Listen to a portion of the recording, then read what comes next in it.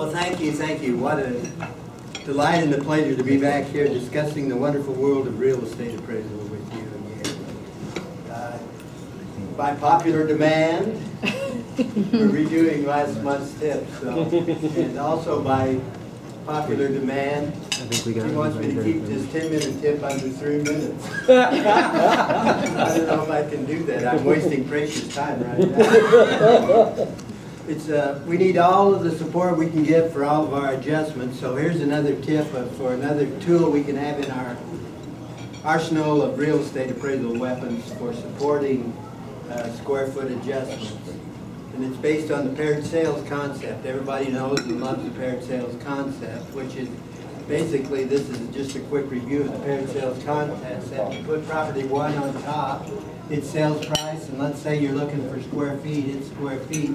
Property 2 on the second line, its price and its square feet, and you subtract and define the difference, and the difference in the price is attributable because everything else is supposed to be the same except square foot is the concept. So then the difference in the price would be attributable to the square feet, so you simply divide the difference in the price by the difference in the number of units of square feet, and you have a per unit square foot adjustment.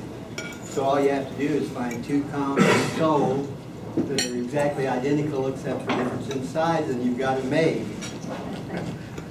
But I am sorry, I'll get to questions at the end.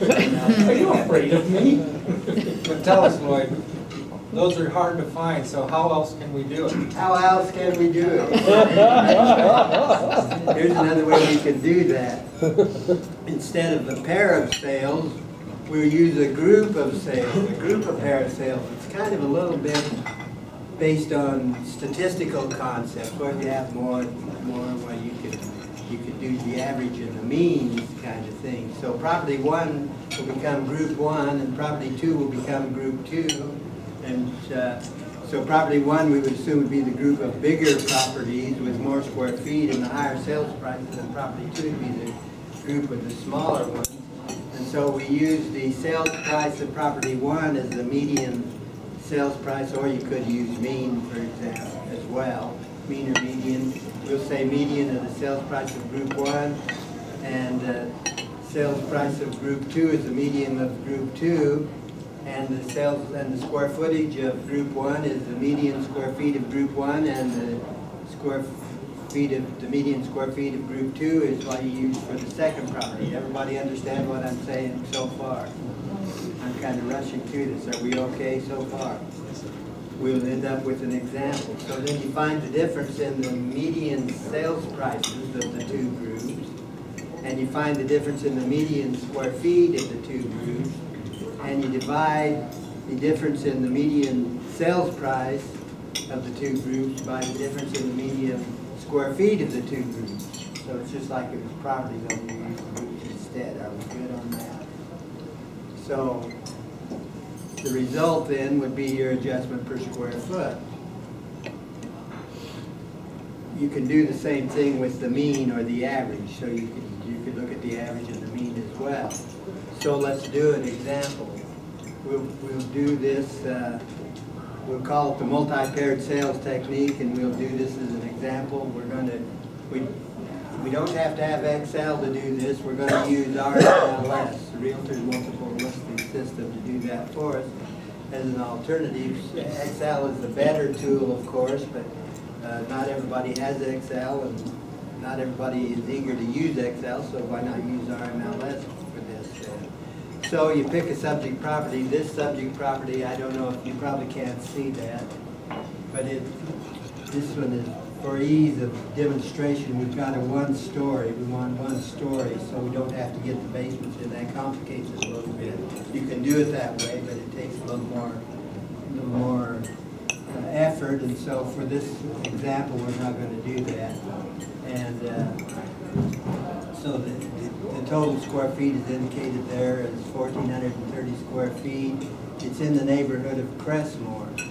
So one ideal thing would be to find the same properties that are in Crestmore. So this is the subject we're appraising, let's pretend like. So that's our subject property. It's in the neighborhood of Crestmore. So we'll go to the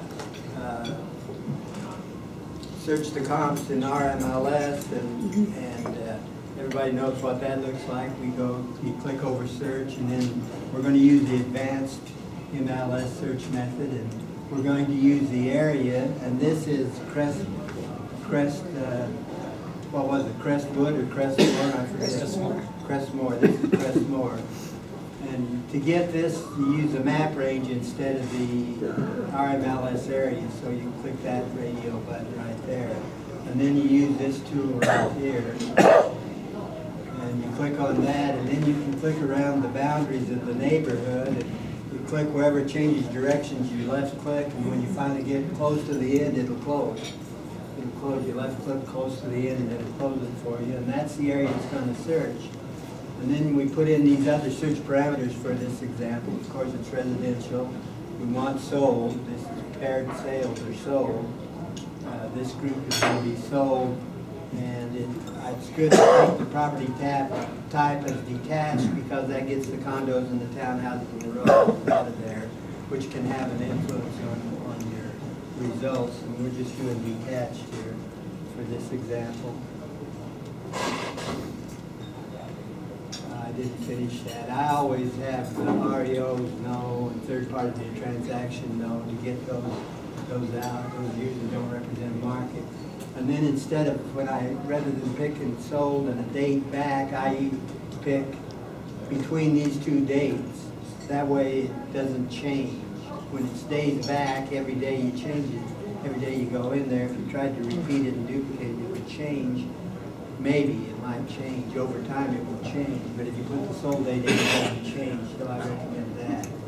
Number of levels 1, and just to keep the basements out of it, I say a basement or foundation field and take crawl space or no basement. If it has either one of those, you know it's not going to have a basement. So that's what we're going to find in our search. And then of course,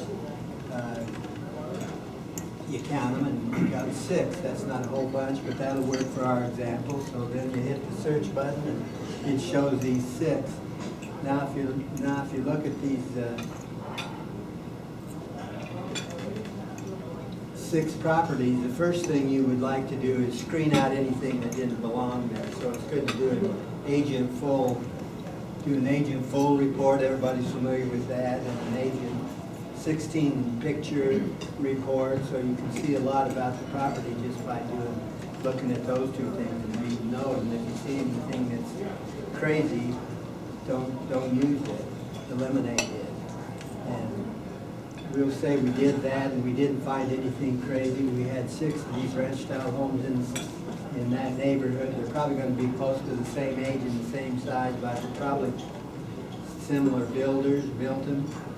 So that's always a good thing. Then if you click right here on this field, it will sort them. It will sort them in this field from smallest to largest. If you clicked again, it'd go largest to smallest. So you click once, it'll sort them smallest to largest. So then you go down and you check make sure first of all, make sure that this show summary is checked. You should probably keep that checked. It'll stay checked unless you uncheck it, but it'll show a summary at the bottom of every search field when you have that checked. So we've got 6, so we're going to divide them into 2 groups, the bigger group and the smaller group. So to get the bigger group, we check on all of those, and then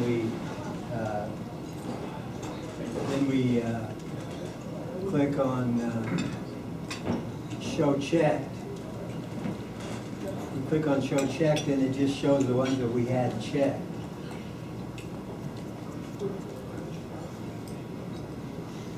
This is just showing part of the summary. The rest of the summary is way over here. You can't see it on this slide. That's big enough so you can see it. But that's part of the summary that'll be at the bottom because we said show summary. So what the summary shows you is it shows you the average of the median sold price and the average of the median square feet. So for that group, we would record both of those. It'd be good to record them both. Record them in some kind of a form in an Excel spreadsheet or whatever you do. You want to record them for group 1 in something that looks like this.